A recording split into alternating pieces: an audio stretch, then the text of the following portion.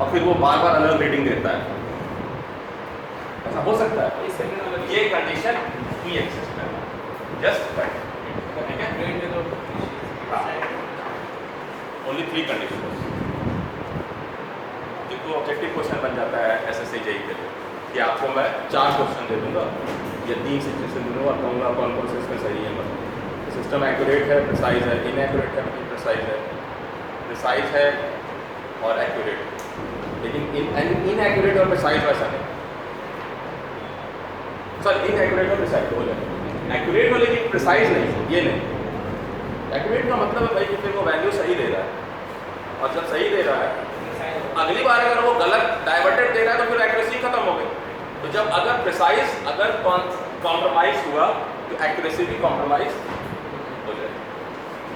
तो ये वाला कंडीशन नहीं होगा, बाकी सारे ओके क्लियर? बिठा दो। हाँ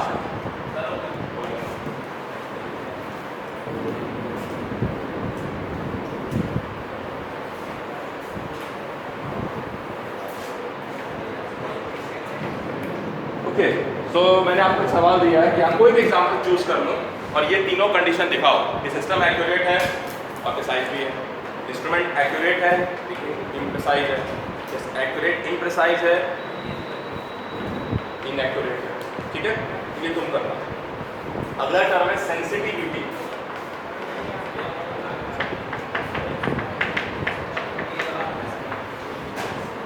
जैसे इंसान है वैसा ही इंस्ट्रूमेंट सेंसिटिव, इतना सेंसिटिव है बट भाई सेंसिटिव है,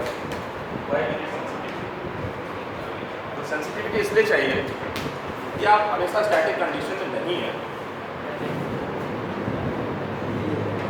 और डायनेमिक कंडीशन को आपको इंटरेस्टेड नहीं है।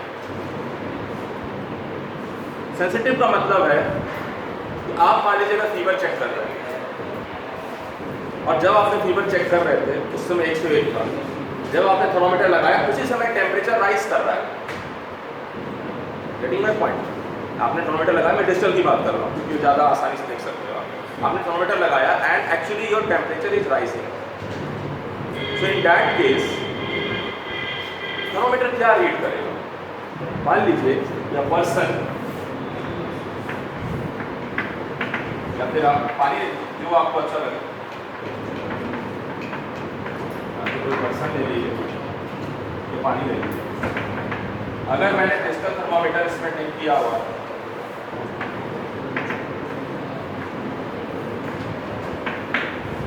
और इसका टेम्परेचर मान लीजिए 25 डिग्री सेल्सियस था और टेम्परेचर वॉज राइजिंग, टेम्परेचर ऐसे राइज कर रहा है, ऐसे दिखा। सो अब 25 से ये जब 26 पे जा रहा है, 27 पे जा रहा है, 28 पे जा रहा है, ये राइज कर रहा है।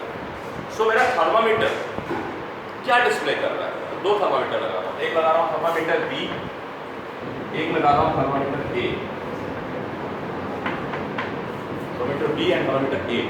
सो वाटर का temperature at 1 second, 5 second, 10 second, 15 second, मान लीजिए ये टाइम 9 बजे 9:05 से 09। वाटर का जो टेम्परेचर है 25 degree Celsius, 26 degree, 27 degree, 28 degree, ऐसे करके। Now thermometer A and B, thermometer A and B. तो थर्मामीटर ए जो है वो क्या करता है कि 1 से लेकर 5 सेकेंड, 25 से जब ये 26 जा रहा था, इट इज नॉट जंपिंग, 25.1, 25.2, 25.3, 25.4, 5, 6, 7 तक 26 तक। तो अगर मेरा ये थर्मामीटर ए ये सारे वेरिएशन को रिकॉर्ड करता है, 25.1, 25.2, 25.3, 25.4, 25.5, 25.6, 25.7, 25.8, 25.9, 26। और ये क्या करता है? वेट करता है, जब 26 होता है तब ये 25 दिखा रहा था, अब ये 26 दिखा रहा है।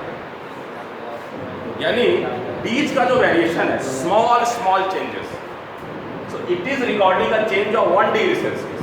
It is responding, but a change of 1 degree Celsius पे ये डिस्प्ले चेंज करता है, और ये 0.1 के चेंज को भी फील करता है, सेंस करता है और डिस्प्ले करता है. So it becomes more sensitive. So instrument which respond for a very small change or small change in the measuring quantity is more sensitive than the instrument which responds for a bigger change. परिणाम sensitivity क्या है? ठीक है? So the instruments ability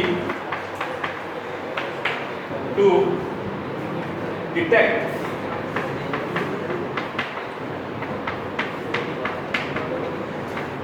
and respond and display तो करेगा ना, respond किया display नहीं किया, to small changes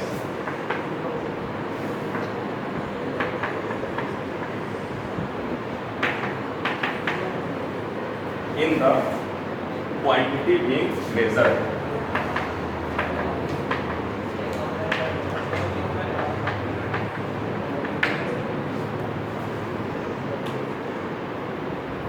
ठीक है, स्मॉल चेंज को जो सेंस करे और डिस्प्ले करे, रिस्पॉन्ड करे, दैट इज मोर सेंसिटिव. जिसमें स्मॉल, जितने स्मॉल को रिस्पॉन्ड कर सकता है वो उतना सेंसिटिव है ना.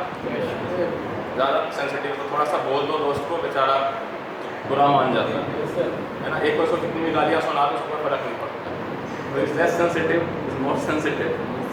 स्मॉल चेंजेस को जो रिकॉर्ड कर, हम क्या चाहेंगे? हम चाहेंगे सेंसिटिव इंस्ट्रूमेंट या less sensitive instrument? More sensitive, because it will give more information. It will give more information. It will give information at every instant of time. भाई 25 से 26 जाने अगर 5 सेकंड लगा तो थर्मोमीटर बी जो 5 सेकंड लिया मुझे नया डिस्प्ले वैल्यू बताने.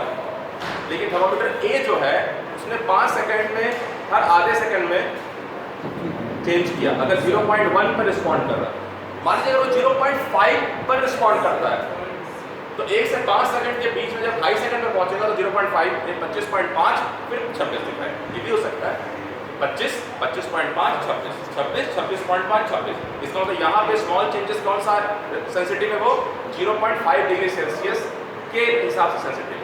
अगर वो 25.2, 25.4, 25.6, 25.8 भी दिखा रहा है, 0.2 डिग्री सेल्सियस टेम्परेचर डिफरेंस पे सेंसिटिव. अगर वो 25.1, 25.2, 25.3 भी दिखा रहा है, it is more sensitive. That is the sensitivity of the ability to detect. Detect करेगा तब तो रिस्पॉन्ड करेगा. तो देखा ही नहीं तो बताएगा क्या? जब बोलूँगा खिड़की के अंदर हल्ला हो रहा है तो कोई देखेगा नहीं तो बताएगा क्या कौन कर रहा है ना. तो कान से डिटेक्ट कर लेगा, आवाज़ जानी पहचानी है वो बता देगा, या फिर विजुअल्स देखेगा. लेकिन उसके बाद डिटेक्ट नहीं कर पाएगा, बोलेगा मालूम. सो डिटेक्ट करना बहुत जरूरी. ठीक है,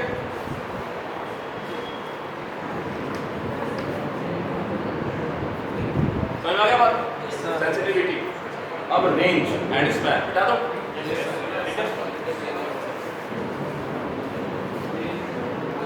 रेंज एंड स्पैन एक जैसा लग रहा है या अलग अलग? Range and span. स्पैन मतलब फैला, कितना दूर तक क्वालिटी मेजर कर सकता है. रेंज मतलब भी कहाँ से कहाँ तक कर सकता है. Range and span of an instrument. Range and span. So range is the minimum and maximum value. Range is the minimum and maximum value instrument and लगाइएगा and instrument can minimum and maximum. ये open interval है ना, close interval है, कौन सा interval है math में पढ़ा होगा ना. Range, domain and range. An instrument can measure can measure, तो इंस्ट्रूमेंट मेजर कर सकता है minimum and maximum value. Now span is the difference between maximum and span is the difference between, तो हो सकता है दो इंस्ट्रूमेंट के स्पैन सेम हो पर रेंज अलग। जैसे मैं वोल्टमीटर ले लूं, मैं कह रहा हूं वोल्टमीटर मेजर कर सकता है 0 से 50 वोल्ट, तो रेंज क्या हो गया 0 वोल्ट से 50 वोल्ट। स्पैन क्या हो गया 50 माइनस 0 50 वोल्ट। ठीक है, थर्मामीटर ले लूं, थर्मामीटर मेजर कर सकता है -10 डिग्री सेल्सियस से 50 डिग्री सेल्सियस, तो स्पैन क्या हो गया 50 माइनस -10 60 डिग्री, टोटल 60 डिग्री तक जा रहा है ना मेजरमेंट। -10 से लेकर कर स्टार्ट करूंगा तो 50 डिग्री सेल्सियस जाएगा, यानी 60 रीडिंग्स है पॉसिबल। हाँ, 60 इज द मैक्सिमम वैल्यू जो मेजर कर रहा है, -10 इज द मिनिमम वैल्यू। तो स्पैन कितना हो गया 0 से 60 तो 0 से 50 तो 50 डिग्री सेल्सियस हो गया, लेकिन -10 से 0 के 10 तो 10 और 50 60, तो स्पैन कितना हो गया 60 डिग्री सेल्सियस का स्पैन। यहाँ स्पैन और ये वैल्यू सेम है ना। अगर मैं कोई और थर्मामीटर ए ले लूं और थर्मामीटर बी ले लूं और ये 0 डिग्री सेल्सियस से 60 डिग्री सेल्सियस मेजर करता है, तो इसका भी स्पैन 60 है, लेकिन इसका रेंज अलग है, इसका रेंज अलग। सो range and span,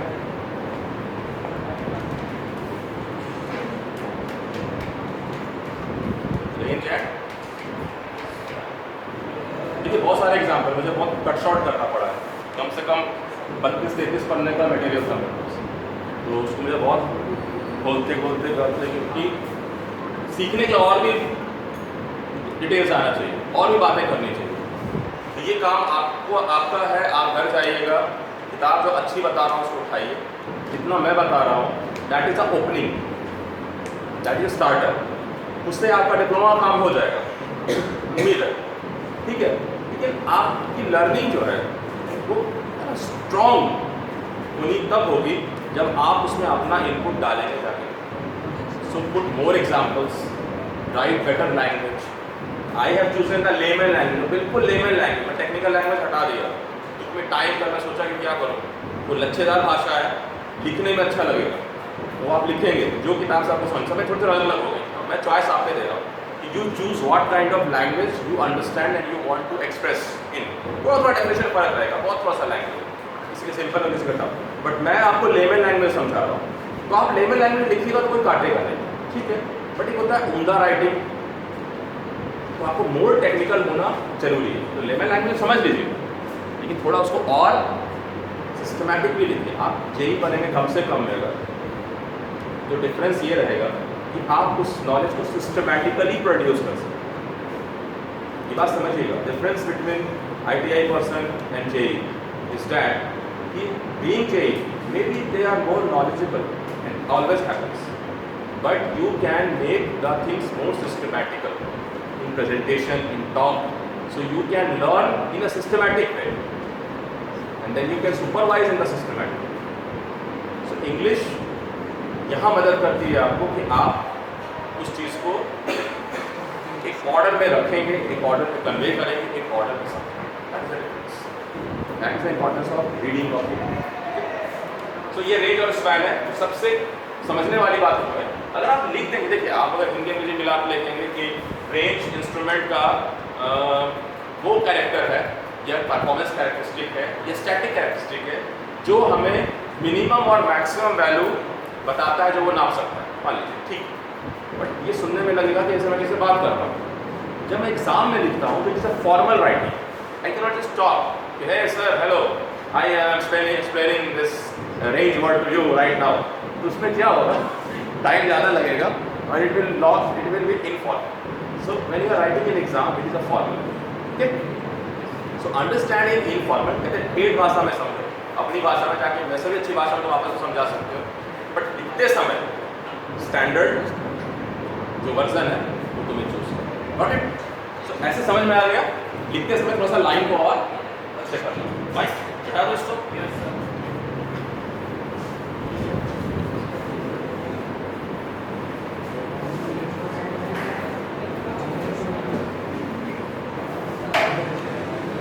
the last जो है वो है लीनियरिटी.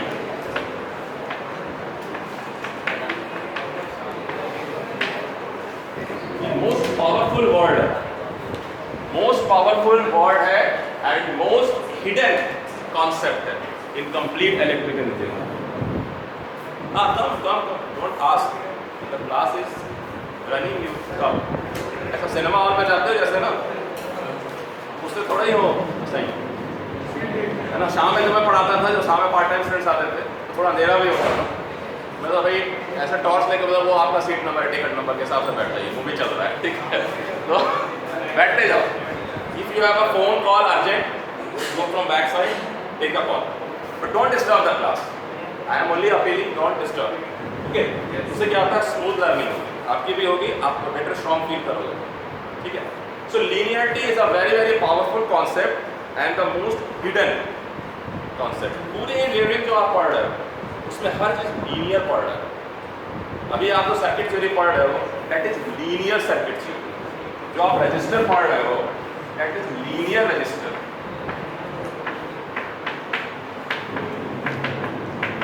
नहीं पढ़ रहे ना ओम्स लॉ, बट ऐसे डिवाइसेस भी हैं इलेक्ट्रॉनिक्स में जो आप पढ़ चुके हो जो लीनियर बिहेव नहीं करते हैं. मैं आई वर्सेस वी बना देता हूँ दोनों ही. इलेक्ट्रॉनिक्स में ज़्यादा प्रेफरेंस आई वर्सेस वी का है. होना भी चाहिए क्योंकि voltage is the cause, current is the effect. ठीक है? बट ओम्स लॉ डिफाइन कर सकते हैं भैया. तो यहाँ देखो, this is a non linear behaviour. तो लीनियर का मतलब है जहाँ लाइन इन्वॉल्व हो, और लीनियर मतलब जहाँ straight line involve. Proportionality word आता है. लीनियरिटी का मतलब है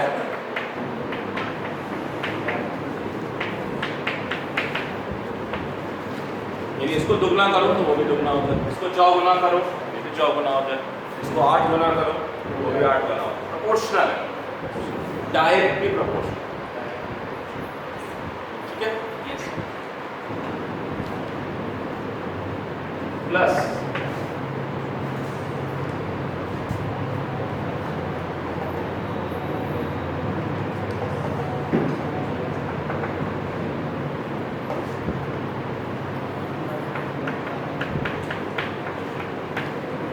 एडिटिव.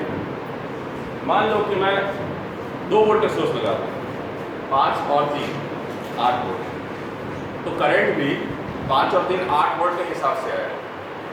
ऐसा नहीं है कि 5 और 3 मिल करके कोई वेक्टर लगा देंगे 5 स्क्वायर प्लस 3 स्क्वायर का अंडर रूट आ जाएगा. Then it is not linear. So linearity जो है, आप जो पढ़ रहे हैं वो लीनियर रजिस्टर पढ़ रहे हैं, आप जो पढ़ेंगे वो लीनियर इंडक्टर पढ़ेंगे, आप जो पढ़ेंगे वो लीनियर कैपेसिटर पढ़ेंगे, लीनियर ट्रांसफार्मर पढ़ेंगे, लीनियर इलेक्ट्रॉनिक्स पढ़ रहे थे आप, लीनियर कंट्रोल सिस्टम पढ़ेंगे, लीनियर मशीन्स पढ़ेंगे. एवरीथिंग या everything we are doing is in a small range और small span of the variation of the things. अगर मैं इससे बहुत छोटा सा वेरिएशन ले लूँ वोल्टेज और करंट का, कि भाई मुझे तो इसने ही करंट और वोल्टेज के वेरिएशन में काम करना है, ना तो मुझे 0 पे जाना है ना मुझे हाईएस्ट पे जाना है. So what I will get a range of quantity which can be taken as linear. तो मैं क्या करता हूँ, मैं लीनियराइज करता हूँ अपने सिस्टम. मेरा सिस्टम नॉन लीनियर बिहेवियर दिखाता है कोई भी सिस्टम, बट मैं वो स्पैन चूज करता हूँ इनपुट का जिसमें उस रेंज में वो, उस स्पैन में वो लीनियर बिहेवियर दिखा रहा है. Getting my point? तो आप इलेक्ट्रॉनिक्स पढ़ रहे हैं, उसमें डायोड का भी छोटा सा कर्व चूज करें. उसमें ट्रांजिस्टर पढ़ा है बीजेटी, उसमें ट्रांजिस्टर का भी छोटा सा कर्व चूज करते हैं. उसमें छोटा सा कर्व चूज करते हैं. जब मैं कोई इनपुट सप्लाई देता हूँ तो वो आउटपुट फाइडल होता है। फाइडल सिस्टम जैसा इनपुट था वैसा ही एम्पलीफाइड आउटपुट। अगर मैं नॉन लिनियरिटी को काउंट करने लगूंगा तो ऐसा हो सकता है कि ये कुछ ऐसा आ जाए, यानी ये इक्वली एम्पलीफाई नहीं, तो सिग्नल डिस्टॉर्ट है।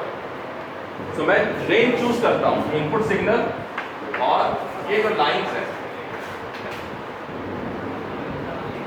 That is the linearity. ठीक है, मैं थोड़ा सा हिंट दे दिया, ऐसा नहीं कि आपको सब समझ में आ जाएगा, but one day you will notice कि अच्छा हमने कर तो लिया था बट समझा नहीं था। ठीक है, ये समझना बहुत ज़रूरी है, नहीं तो क्या है कि सिर्फ ख्यालों में इंजीनियरिंग होगी। ठीक है, तो लीनियरिटी का मतलब इंस्ट्रूमेंटेशन में है कि मैं अगर इनपुट में चेंजेस आ रहे हैं, डायनेमिक कंडीशन, मैं कह रहा हूँ कि मैंने एक वोल्ट मीटर लिया जिसका स्पैन है 0 से 100 वोल्ट।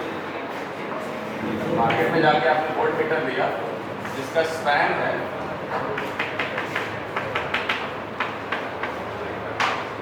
100 वोल्ट।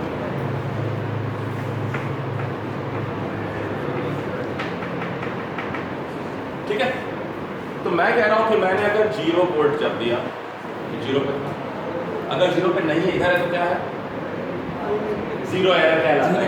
0 एरर मतलब 0 पॉइंट पे तो एरर है, यानी बिना किसी कंडीशन 0 एरर माइनस भी हो सकता है, प्लस भी हो सकता है। अभी इधर क्या होता है, एक छोटा सा स्क्रू होता था, इधर स्क्रू ड्राइवर लगा के थोड़ा घुमा करके इसको 0 पर सेट करते थे। तो मान लो मैं स्टेप में वोल्टेज बढ़ा रहा हूँ 0 से 10, 10 से 20, 20 से 30, 30 से 40, 40 से 50। तो अगर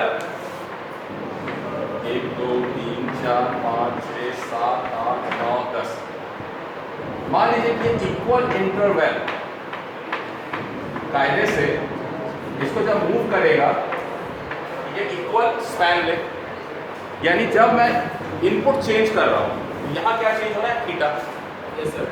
अगर theta delta theta is proportional to delta, delta मतलब small change, del means change, theta final minus theta initial, del means delta means theta final, delta I delta V means V final minus V initial.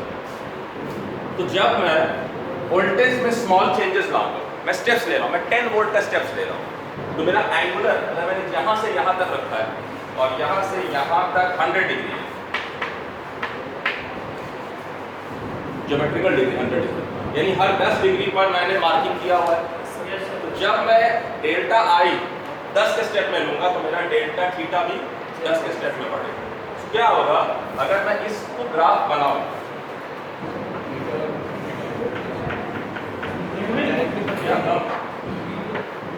so what I will find this kind of thing, 0 से 10 volt, तो ये 10 degree है, 20 volt 20 degree है, 30 volt 30 degree है। But actually यहाँ आप ये मत देखो, ये वैल्यू आप ये देखो, ये डिफरेंस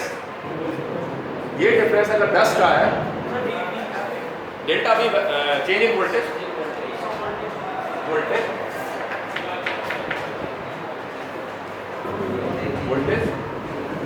वोल्ट मीटर बना रहा हूँ ना, वी लिखा तो था, ध्यान नहीं दिया, वी लिखा था वोल्ट मीटर। तो अगर ऐसा है ये चेंज इन इनपुट, जो करस्पॉन्डिंग प्रोपोर्शनलिटी है वो भी उसी तरह से है, तो द इंस्ट्रूमेंट इज लीनियर।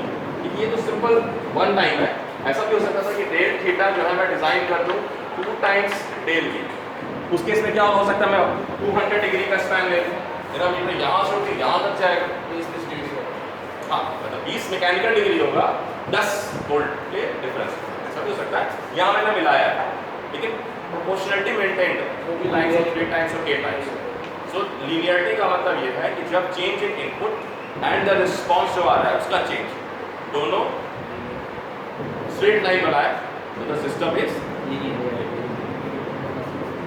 ठीक है, सो instruments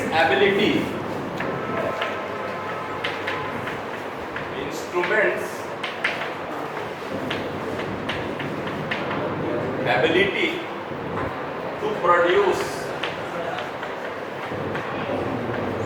readings to produce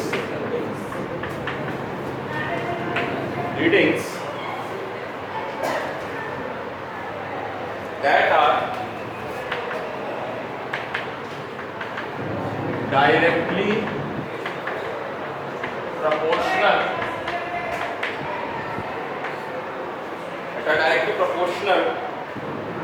to the actual change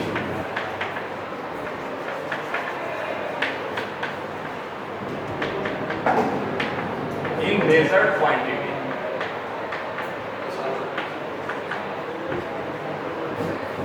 ठीक है, जो रीडिंग है वो directly proportional to the change in the quantity being measured, then the instrument is linear. अभी आप जब आप इंस्ट्रूमेंट को देखेंगे, डायस को चेक करेंगे, आप देखना कि क्या सारे इंस्ट्रूमेंट की जो मार्किंग है ये यानी कैलिब्रेशन कहते हैं इसका, क्या वो बराबर है। कि कुछ स्टूडेंट देखें कि यहाँ ज़्यादा सघन है, यहाँ नज़दीक है और फिर बाद में अलग है। देखना अगर बराबर मार्किंग है सारी की सारी, जैसे रूलर को ऐसे बस सेमी सर्किल में डाल दिया गया तो वो लीनियर है इंस्ट्रूमेंट। लेकिन अगर शुरू में जो क्वांटिटी है 0 से लेकर 30 तक देखेंगे, ज़्यादा नज़दीक है, फिर 50, 60, 70 दूर जा रहे हैं, वो नॉन लीनियर। तो हमको जानना जरूरी है कि इंस्ट्रूमेंट जो मैंने डिज़ाइन किया है उसका कैरेक्टरिस्टिक लीनियर है या नॉन लीनियर है। कोई दिक्कत नहीं का नॉन लीनियर है। तो इसका बेनिफिट क्या होता है? बेनिफिट ये है कि मान लीजिए कि मैंने इंस्ट्रूमेंट डिज़ाइन किया और उससे अच्छा नहीं बना सकता आज के डेट में, और वो नॉन लीनियर बिहेवियर दिखाता है। मतलब 0 वोल्ट में तो 0 वोल्ट दिखाता है, 10 वोल्ट पे 10 डिग्री नहीं जाता है, 15 डिग्री चला जाता है, 20 वोल्ट पे 18 डिग्री जाता है। तो मुझे क्या करना पड़ेगा, मार्किंग जो है 10 डिग्री के बदले 15 डिग्री पे करना पड़ेगा, क्योंकि इंडिकेटर वहां जाएगा तो वहां मुझे 10 वोल्ट दिखना पड़ेगा। यानी शुरू में 10 वोल्ट, नजदीक दूर आएगा, फिर 20 वोल्ट 3 रीडिंग के बाद ही आ जाएगा। सो जो स्केल है वो नॉन लीनियर है, क्योंकि इंस्ट्रूमेंट नॉन लीनियरली रिस्पॉन्ड कर रहा है। तो मैं कैलिब्रेशन जब करूंगा तो मैं राइट पॉइंट पे मार्किंग करूंगा वैल्यूज का, ताकि जब 20 वोल्ट आ रहा था तो वो 18 डिग्री घूम रहा है, 20 डिग्री तक नहीं जा रहा है, तो वो 18 डिग्री पे मैं मार्किंग करूंगा कि 20 वोल्ट आ गया। क्योंकि मुझे मालूम है इंस्ट्रूमेंट मैं जानबूझ के समझ कर डिजाइन कर रहा हूँ, अपने आप नहीं हो रहा है। मुझे मालूम है भाई कि ये 18 डिग्री घूमेगा 20 वोल्ट पे, जबकि 10 डिग्री घूमेगा 10 वोल्ट पे। 20 डिग्री घूमता अगर 20 वोल्ट पे तो कहते हैं लीनियर है, 18 डिग्री घूमेगा तो भाई ऐसा करो मार्किंग शिफ्ट करो 20 पे लगाओ। वो जो है डिजाइनर, आपने इंस्ट्रूमेंट बनाया, आपने कोई नई टेक्नोलॉजी यूज की, बट आपको पता है कि 10 वोल्ट पे तो 10 डिग्री घूमता है, 20 वोल्ट पे 22 डिग्री घूम जाता है, तो आप कहेंगे स्पैन बढ़ाओ, फिर 30 डिग्री पे 33 डिग्री चला जाता है 30 वोल्ट पे, आप कहेंगे अच्छा 20 से 30 का गैप और बढ़ाओ। आप सोच, आप देखिए कैलिब्रेशन आपके हाथ में है, तो जब आपको इंस्ट्रूमेंट की कैरेक्टरिस्टिक मालूम होगी तभी तो आप मार्किंग करेंगे। Getting my point? That is the thing. So आप देखेंगे कि आपके इंस्ट्रूमेंट है जो इंडिकेटिंग टाइप इंस्ट्रूमेंट है, उसमें चेक करिएगा कि क्या सारे रीडिंग जो मार्किंग है वो बराबर है, या कई बार देखेंगे कि इनिशियली ज़्यादा सघन है फिर फैलाव ज़्यादा है। ठीक है, बात बंद करो। ठीक है फाइन, कुछ है इश्यू?